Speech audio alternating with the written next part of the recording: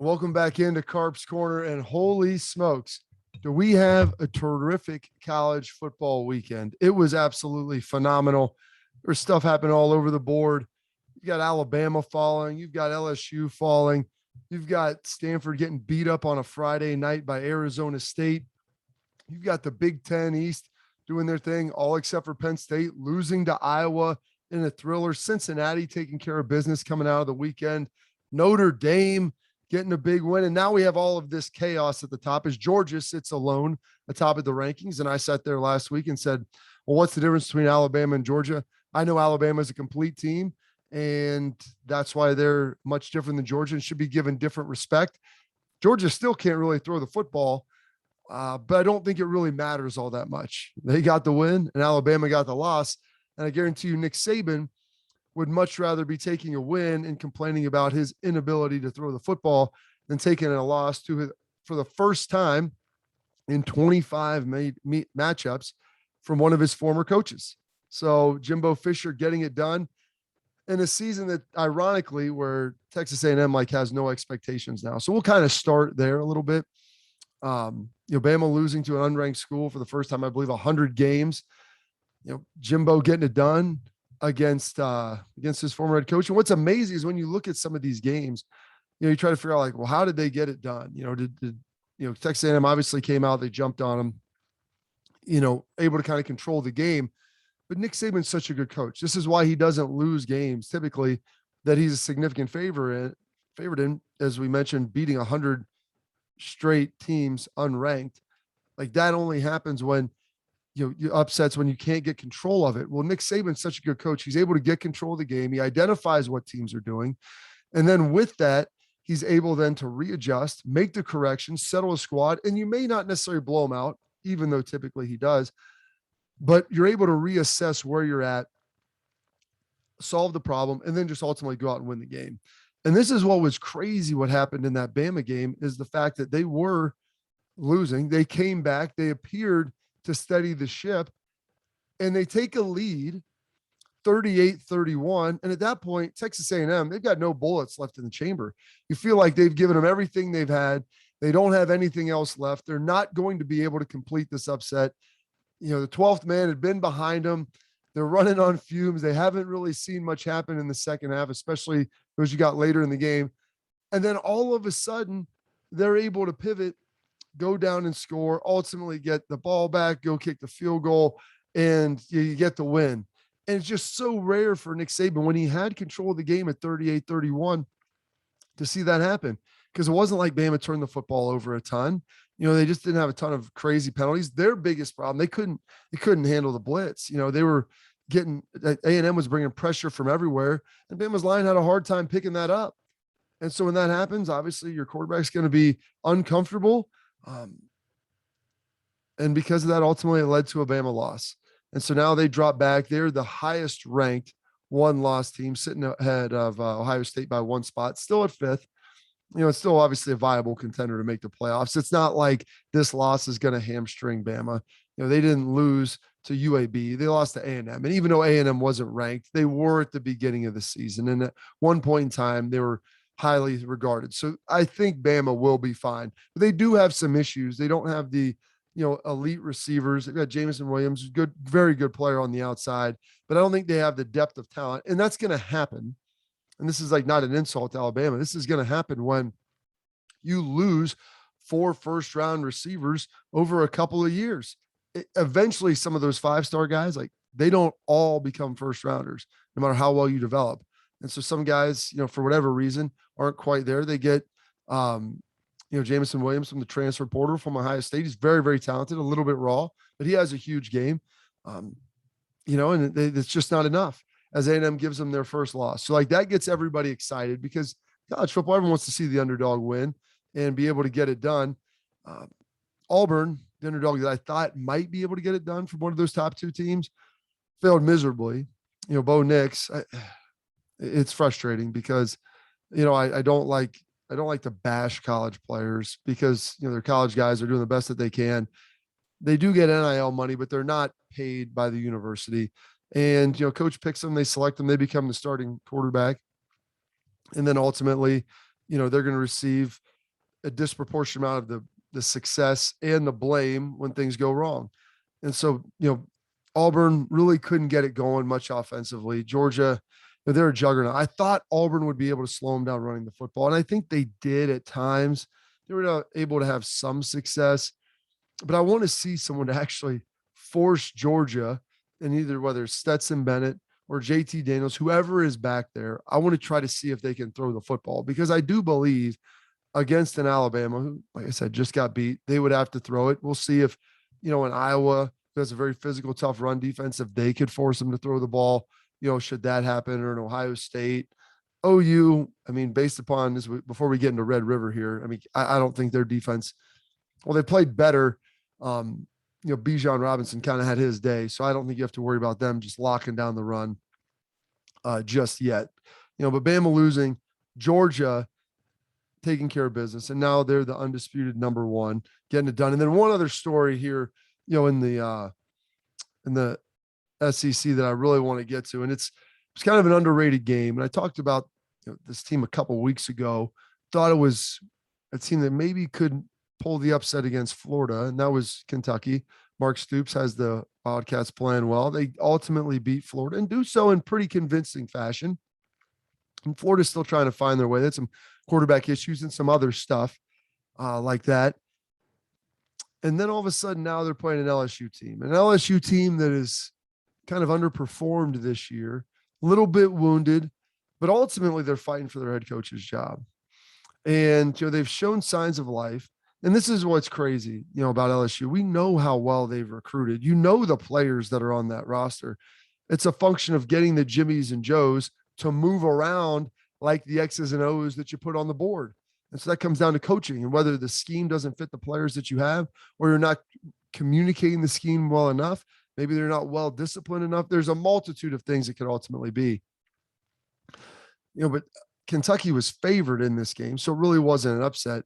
But to see Kentucky come in and dominate that game 42-21 the way that they did, I think that's the thing that is the most impressive, is that not only were they able to win and kind of trick them around, they rushed for 330 yards. LSU, for the life of me, for the last 20 years, they've had shaky quarterback play at times. Maybe their offenses looked a little antiquated. They generally can run the football pretty well, but defensively, they've always been good. They've had great defensive backs. And for a large portion of it, they've had terrific linebackers and just some studs up front on the defensive line. And if I'm an LSU fan, I'm sitting here looking at this thinking, I just watched Kentucky roll up 330 yards. Now I know Kentucky's ranked, and they're hovering now, right outside of the top 10. They're sitting at 11, and they were in the teens coming into this game, and they were favored to win it. But there's still something that like proud fan bases have a hard time letting go of. And it's the uniform you're looking at. It's the laundry on the field, to steal a little Jerry Seinfeld reference there. You're cheering for laundry. And so LSU fans, when they see Kentucky, that's fine in basketball. We can lose to UK and Big Blue Nation in basketball, but in football, this is our sport. And I don't care where you're ranked. I don't care who you've beaten. We're still the LSU Tigers. No different than Auburn has that type of pride. Bama does. Ohio State does. Penn State, Michigan. You go around Oklahoma, OU. And so no matter how good they are, it still pains you as a Sooners fan if you would lose to a Kansas. I don't care if Kansas is great at football and they're a top 15 program. You still look at it and you say, hey, we're better than they are because of who we are. Ohio State losing to an Indiana or Purdue, like, we're better than they are just because of who we are. I don't care who is lining up for them. I don't care where they're ranked. And so I say that to try to give some relative perspective, like a USC losing to an Oregon State. Like, they don't have the history. They don't have the players. They're not there. And so for LSU, who has struggled this year, to lose to Kentucky, who's played really well, and give Mark Stoops a ton of credit. He's built a good defense. They brought Will Levis in. He's looked the part. He hasn't been great, but he hasn't gotten them beat. And when you rush for 330, it's pretty darn easy to play quarterback. And so I don't call for people to be fired outside of crimes against humanity where you're injuring another person. I'm not going to sit here and ever call for someone's job. It's sports, and I'm passionate about it. I love it, but it's between the administration and the head coach, and whether he can still win games, whether he can get on the road and go recruit and bring the players in, because that's the lifeblood of it. And I love Coach Ed Orgeron. I find him highly entertaining. I think he'd be a guy that I'd ultimately love to play for just by the way he carries himself. I don't think anyone's going to confuse Coach O with being the greatest X's and O's coach in college football history, but I believe guys like him and they want to play for him. And when you have good assistants around you, when you've got the Bradys around you, you got Joe Brady over there. If you have a Dave Aranda, when you got these other guys who are pretty good, I think that makes a big difference. Now, when you don't have that, you don't have the scheme to match up with the chestiness and the bravado of Coach O. I think you see what you're seeing right now. I'm surprised he didn't get fired after this game, and I'm not calling for that. But if I'm an LSU fan, I know that they're probably scratching their head right now trying to figure out what's going on. We're losing to Kentucky and losing in a big way, getting embarrassed. And so I don't see him surviving the end of this year outside of maybe beating Alabama or something crazy, going on some sort of epic run, which when you're losing, like they have, and you look kind of the way they have, I don't see that transpiring. I think they've done some good things and there are some redeeming qualities and some stuff about the team, but when you just get beat like that, Kentucky, and I understand, like I said, they're 11th, and that's important because they're good. They're a really good squad. But if you're an LSU Tiger fan, you're sick and tired of losing to a team like Kentucky. That isn't happening, and we don't want it to happen again.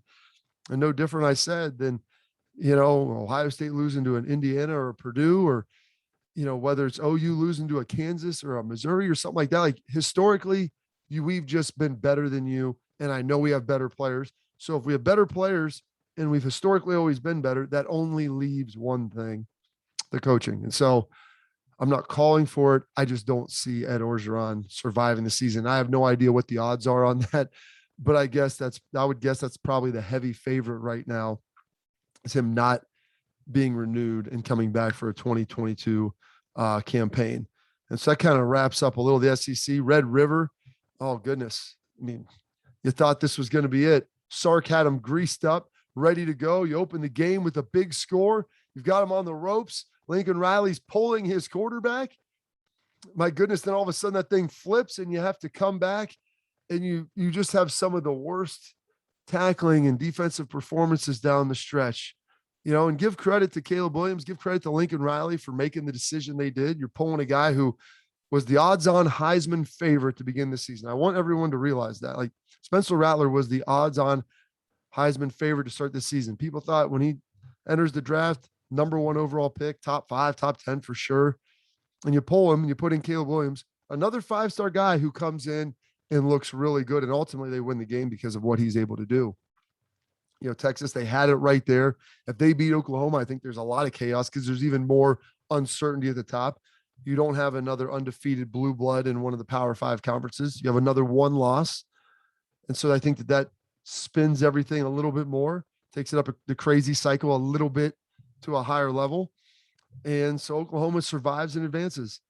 I think they'll end up losing a game at some point this year. I'm not sure when, but some of the things that they've done, some games it's offensively, some things it's defensively.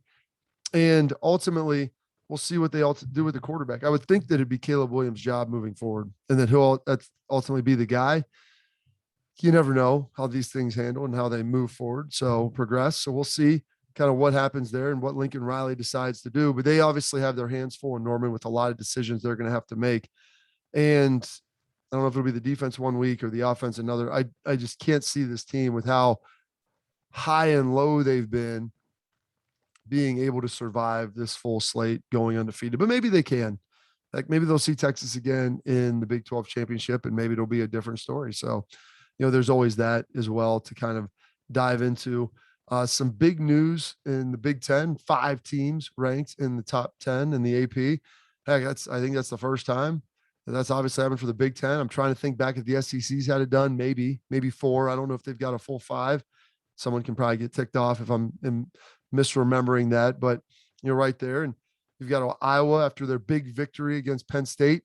And, speaking of quarterback changes, I mean, Roberson comes in after Clifford gets knocked out. I don't know what the extent of Clifford's injury is. Look to maybe be watching him go down, non-throwing shoulder, potential separation. What's the grade on that? Can he come back? Because Penn State didn't fall out of it now. They just fell to seventh. They're the third highest ranked one-loss team behind Bama and Ohio State. So Sean Clifford, who was looking good at 17-3, he gets knocked out. And then that Iowa defense begins to ratchet up a little bit. And I don't put that on James Franklin. You're bringing in, your backup quarterback. And James Franklin's an easy target too, because he's mismanaged some games. But I don't necessarily put all this on him. You're bringing in your backup quarterback in a very, very hostile environment. You've got a nice lead, but it's going to be tough to nurse that lead all the way through. And they got it close. They had it right there. They had their chances. Ultimately couldn't convert and ultimately couldn't get it done. It's just the offense began to sputter because so much of that Penn State offense is now relying on Sean Clifford in that rhythmic passing game, moving the ball down the field with some of those shorter to intermediate routes. They take the shots over the top to Jahan Dotson, but the running of the football hasn't been spectacular. So they rely on Sean Clifford to do a lot. And I don't know if Roberson's built like that. And he's definitely not as experienced as Clifford. So we'll see when Sean comes back and then ultimately, what Roberson's going to be able to do moving forward, should he be the guy, because we're getting into the teeth of this now. You've got Michigan State ranked 10th, you got Ohio State ranked 6th, Penn State drops to 7th, and Michigan's sitting there at 8. I mean, that's the Big Ten East all right there, slugfest, and you're going to have some of those games back to back as we start to end up the season, as Ohio State will take on Michigan State and Michigan back to back. They got Penn State Halloween. I mean, there's some really, really good games that are going to be transpiring in the Big Ten. And Michigan able to hold off Nebraska. I don't know how they were able to pull that thing out. They were able to, to run the football decently. Did a pretty good job against that. Got some, help with a couple big runs. Cade McNamara threw for about 250. He's going to need to do more of that and continue to improve. It comes down to the fumble at the end. Adrian Martinez, the Nebraska quarterback, like, you're right there. It's 29 all. You're driving the football. And this Nebraska team, they're sitting there. They're so close. They're 3-4. I mean, they've improved dramatically, and they just haven't been able to find the result. But that's what it is in football. Sometimes you've got to make the plays at the end of the game. Michigan ultimately gets the fumble back, moves it enough to kick a field goal. They win the game. They stay undefeated, survive and advance. It was in Lincoln. It was an electric environment. It was rolling, and you would have thought that would have been enough to help pull it out. I know Big Red Nation, the Husker Nation, was ready to go, for that matchup. And Nebraska's close. I don't think Scott Frost gets fired, because I think you look at this season, you realize outside of that Illinois loss earlier in the year, they've really improved. And it's the Big Ten's pretty darn good. And college football is standing on its head this year because of, I think a lot of the chickens are coming home to roost for all that time missed with COVID and trying to get some of these young guys in. You get some injuries. All of a sudden, you're trying to figure out what the heck you have. And so you're seeing a lot of topsy-turviness happening here as we're in the middle, basically the midway point of the college football season. And then that brings ultimately to Ohio State, who lost early on, looked bad, but have gotten, since the Tulsa game, have gotten progressively better. The offense has always been there, and it's always kind of been explosive. But CJ Stroud looks really accurate now. He's throwing for 400 yards and 5 touchdowns. The receivers have been tremendous. The offensive lines looked good. I mean, Travion Henderson, if he keeps putting up numbers like this, he'll be in New York for the Heisman, because his highlights are fantastic. The true freshman running back for the Buckeyes is just setting the world on fire. And he's really good in the pass game too. You hit him with a swing, and it's watching him weave around guys, to the tune of 30, 40, 50 yards sometimes. But it's that Buckeye defense that's really improved ever since, shifting around some of the things that they've done, making the change, coordinator. I think that it's been very, very impressive how they've continued to improve. The linebackers have gotten, much better. Tyleik Williams, the young nose tackle freshman, just disrupting a ton up front. You combine him and Haskell Garrett, who got nicked up a little bit in the game, against a Maryland team that we thought, coming in, they got beat up by Iowa, but they had skill on the outside. So it seemed like a team that was going to be able to score the football, but OSU dominating in every phase. And so you're looking at this now and trying to project potentially what it could be down the line. And it looks like this talent that everybody openly acknowledges when you see the recruiting rankings, you watch these teams play, like Ohio State seems like the most talented team in the Big Ten. Does that mean they're going to win every game? No. But you got to go out there and you have to prove it, and you have to continue to develop that talent. And it finally seems like Ohio State, that talent is beginning to pay off. And Ryan Day said it was going to be a little bumpy for the next couple of weeks. They've made some mistakes. They've blown some coverages on the back end, but this team has continued to improve. It's really starting to look pretty good. So we'll see. You got a bye week, Indiana, and then they really start getting into the meat of that schedule as they've got Penn State, Michigan State and Michigan kind of all over the last three games of the last 6 weeks of the season. So that'll all be revealed. And then Iowa most likely going to go undefeated. I don't think Wisconsin can challenge them this year. Not another ranked opponent on their schedule. Maybe they drop a spot in the polls. Maybe they drop 2 spots, but they're going to be a top 5 team should they remain undefeated in the Big Ten title game. Now, the team that's sitting at third is very, very interesting. And it's Cincinnati. They came out and did what they needed to do on a Friday night against Temple. They beat Notre Dame handily. And then the next week, it's always the follow-up. Is there going to be a letdown? Will they start, as the kids say, feeling themselves a little bit? They came out and they acted accordingly on a national stage. And that's going to afford them then the opportunity now where people are like, okay, we've watched them do it. They beat Notre Dame. They're moving on. We'll get into Notre Dame in a minute. But they don't really have a super strong schedule down the back half. Maybe SMU continues to win and they can get a nice win there or a nice big game at least against SMU, and that would help some. But Cincinnati, I think people are giving them the benefit of the doubt. And here's one amazing thing that happened today. Then you get into the stuff on Twitter. Well, Cincinnati couldn't do this or BYU couldn't do that. And they pull up the recruiting rankings. Bama, Georgia, Ohio State. All 3 of these teams would beat Cincinnati by 60. Well, maybe. But I watched Cincinnati play Georgia last year, and it was a really close game, one that Cincinnati could have and possibly should have won. They didn't. Georgia won it, but it was a 1-possession game very late. And Cincinnati handled themselves very appropriately in the game. They were able to run the football somewhat. Desmond Ridder looked good. Their defense held up against, really good Georgia rushing attack. Georgia had some guys that were out. Cincinnati had some guys that were out. It wasn't like this Georgia team vacated and didn't care about the game. I think they showed up and they played hard and they played inspired. And they didn't win by 60. So as I brought that up, it's like, well, Georgia didn't want to be there. I'm like, based upon what I was seeing in this tweet, it's like, well, you said that their players are so good that it shouldn't even really matter if they practice.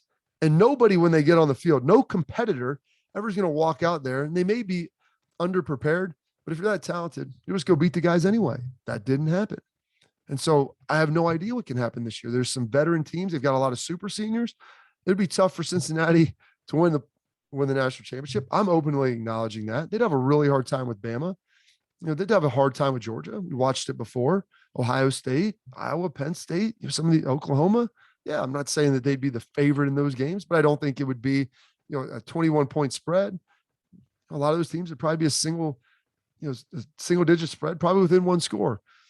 But the guy who responded to me at Twitter with this said, I'll bet you $1,000 that Cincinnati doesn't win the national championship. $1,000 straight up, no odds, week 6. And I responded, so you're basically telling me that Cincinnati is like Tiger Woods of golf in 2008. If you want me to bet you $1,000 straight up that you get the field and I have to take Cincinnati to win it all, not already in the playoff, but like 6 weeks out. So there's a lot of potential things that could happen. The Cincinnati might not even get in. Like, so you're telling me that they're 60 points worse than these other teams, but then you wanting me to take $1,000 and put it on that they would be able to win and you get everybody else because I only cash in on a Cincinnati win. It's the most ludicrous thing I've ever heard of. And I basically responded in such, it went right to the guy's like, yep. I'm like, that went right over your head. And multiple people acknowledged it, that you're telling me they're not good, but then I compare them to an historical great achievement. And you say, yeah, that sounds about right. Let's make that bet. This is where we are. Cincinnati, if they went out, they're going to get in. Notre Dame just probably had the toughest game on their schedule. And they had to go into Blacksburg remaining. And it's a tough environment at night and go get a win. And played Tyler Buckner. They played Jack Cohn, a combination of both of those guys. They're able to come away with a victory. Their offensive line played a little better. It was close, 32-29. It wasn't a blowout. But with that, Notre Dame, they have one loss. They're probably going to go 10-2. maybe a worse 9-3. It wouldn't shock me if they went 11-1. So you have a 10-2 Notre Dame team, let's say for argument's sake, who was beaten by an undefeated Cincinnati team, beaten pretty thoroughly. You look at Notre Dame, they play a pretty diverse schedule. Another team I thought that could maybe knock them off, Stanford, they get shellacked by Arizona State. So I don't think that they're going to really be much of a challenge. I think the Pac-12 might almost be out of it now because I don't know if there's anyone good enough for Oregon to play that'll give them credibility should a lot of these other teams keep winning. But, it's just remarkable to see kind of all these things that have happened. But Notre Dame, they're a good football team. They're not great, but they're good. And so this is the unbelievable stuff that we have right now. It'd be the perfect year for probably an 8-team playoff to throw all these teams in a bag and let them fight it out and see who crawls out of the burlap sack. But man, I am here for it all. We've got another pretty good week, and I'm kind of excited to kind of see how this is going to develop and materialize. But I believe Cincinnati's here to stay. I think Notre Dame's a good team. Georgia, you're number one. 5 teams from the Big Ten in the top 10, which I know probably is crushing souls right now in the South. All those things will balance it out. Thanks for listening to Carp's Corner. Talk again soon.